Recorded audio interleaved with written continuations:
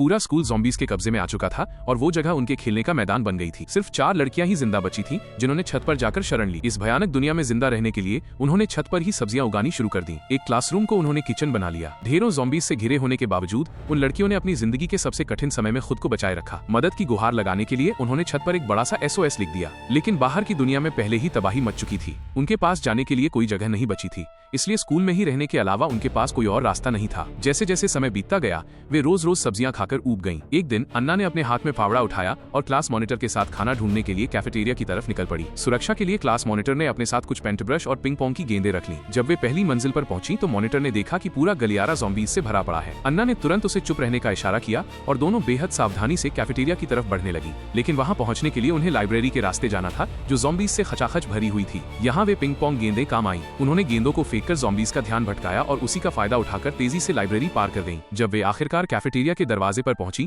तो एक ज़ॉम्बी बिल्कुल रास्ते के बीच में खड़ा था। जैसे ही वो पलटा, दोनों लड़कियां तुरंत नीचे झुक गईं। किस्मत से ज़ॉम्बीज़ की नजर बहुत कमजोर होती है, इसलिए उसने उन्हें नहीं देखा। वे कैफेटेरिया के अंदर पहुंच तो गईं, लेकिन वो जगह पूरी तरह तबाह हो चुकी थी। काफी ढूंढने के बाद उन्हें सिर्फ नूडल्स का एक अकेला पैकेट मिला। जैसे ही वे वापस लौटने वाली थी, अन्ना को अचानक एक अजीब सी आवाज सुनाई दी। अपने फावड़े को कसकर पकड़े हुए वो धीरे धीरे आवाज की तरफ बढ़ी। जैसे ही अन्ना ने दरवाजा खोला, अंदर से किसी चीज ने झपट्टा मारकर उसे जमीन पर पटक दिया। खुशकिस्मती से अन्ना में ताकत ज्यादा थी। जैसे ही वो उस पर जानलेवा हमला करने ही वाली थी, उसे एहसास हुआ कि नीचे पड़ा इंसान ज़ॉम्बी नहीं बल्कि एक जिंदा इंसान है। कहानी का अगला हिस्सा देखने के लिए कमेंट में पार्ट 2 जरूर लिखें और चैनल को अभी सब्सक्राइब कर